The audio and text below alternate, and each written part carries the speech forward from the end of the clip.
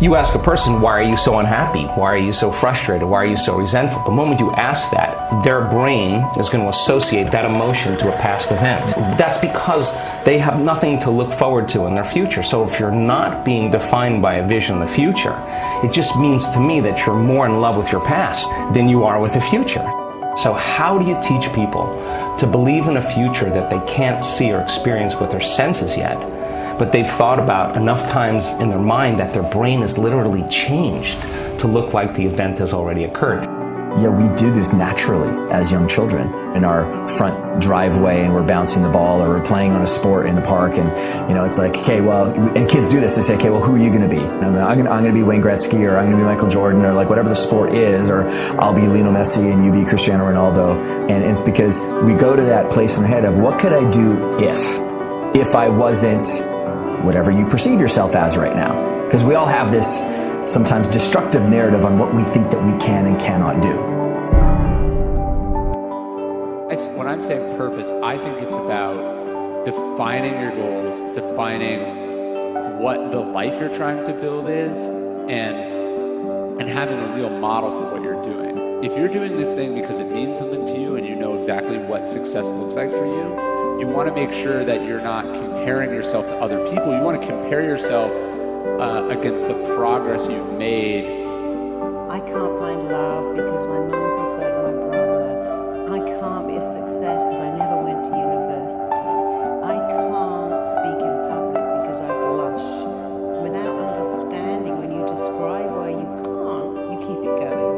If you keep talking about the symptom, your mind keeps it alive, because whatever you focus on, you get more of. All addiction, whether it's drugs, alcohol, sugar, sex, shopping, come down to the same thing. Say it's down to childhood trauma. Trauma as being either a bad thing has happened to you or not enough good things have happened. And so we all start now living into the future. And living into the future. And I can't wait till I'm 15, 17. And then you look at what adults do and they're like, oh, in order, as I grow older, apparently I get more serious. And I get more pragmatic, and I get more practical. And so all those things that I was doing as a kid were childish. Let's leave those things alone. And then we move away from those things, those traits, those qualities, those abilities that actually helped us develop really rapidly, find ourselves more quickly, because we perceive it as being childish, and yet they were the very things that helped you do difficult things and challenging things, like learn how to ride a bike, learn to associate with other people, a parent, an adult, someone else in society. How do you teach a person to select a new possibility in their future and begin to emotionally embrace that future before it's made manifest to such a degree that their body, as their unconscious mind, is believing it's living in that future reality in the present moment, and they're signaling new genes and new ways ahead of the environment. Now, till their body begins to change to look like the event has already occurred. But for many people, they need more. They need you to go back and unpick their story. Why do you do what you do? What happened to you? In understanding why, for most people, that's their aha moment. They go, oh my God, I never knew. That's why I do that. Oh. And then you add in, and now you know you never have to do it again.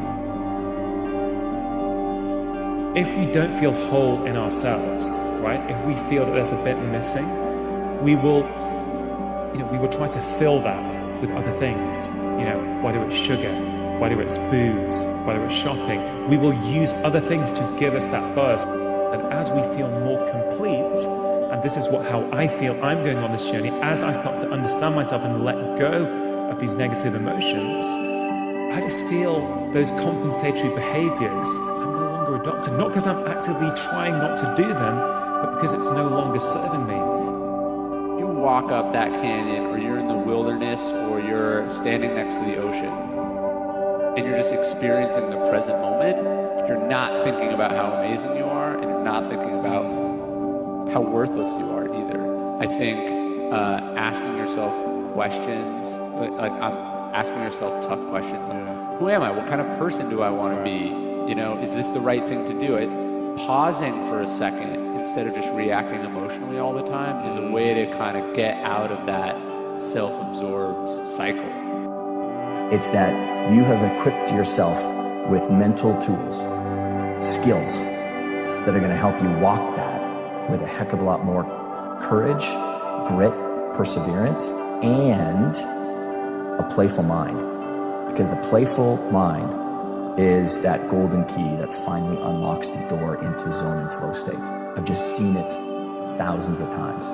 Because people think the zone and the flow state, that amazing place where you're just so engrossed in the moment, is this mythical point that you maybe get to 1 or 2 times in a season or in a year or in a week if you're a writer or creator or executive or something like that. No, it's a biological process and it's a mental process that when you start toppling the dominoes, the likelihood of it coming to you just increases exponentially. This intelligence that lives within you and I that's governing everything material in this world. It's a self-organizing intelligence. You have access to it, so you better get present with it as well as you can get present with anything else. And just because you can't see it doesn't mean it doesn't exist. That realm you can't experience with your senses. You can only experience with your awareness. If I make it, I might get rejected. If I find love, they might leave. If I make all that money, people won't like me anymore. So you've got to smash out of the ballpark the fear of rejection. Always aware that somebody's going to go, I hate your book. I don't like it. I'm like, oh, that's okay. They can't reject me. They might reject my book. Most people happen to love them. But to get anywhere in life, you have to get over the fear of rejection.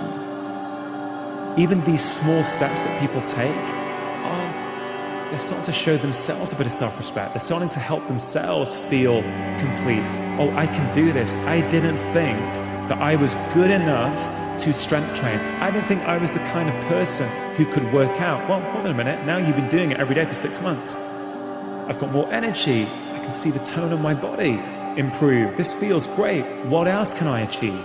Small things, when done consistently, lead to bigger and bigger things.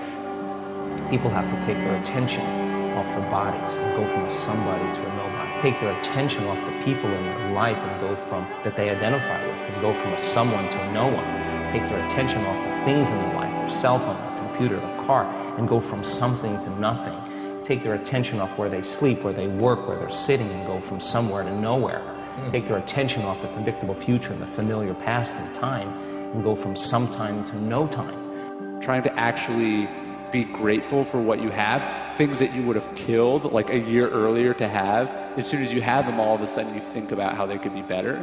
And gratitude is incredibly important, not just because it's what you owe other people, but it makes you appreciate what you have versus focusing on what you could have or don't have, which are egotistical things and also recipes for misery. Because the brain, when you're experiencing something that's new, will go to a place of, it'll look for pattern. If it can't find it, it'll go to a default mode of however you normally respond in a situation.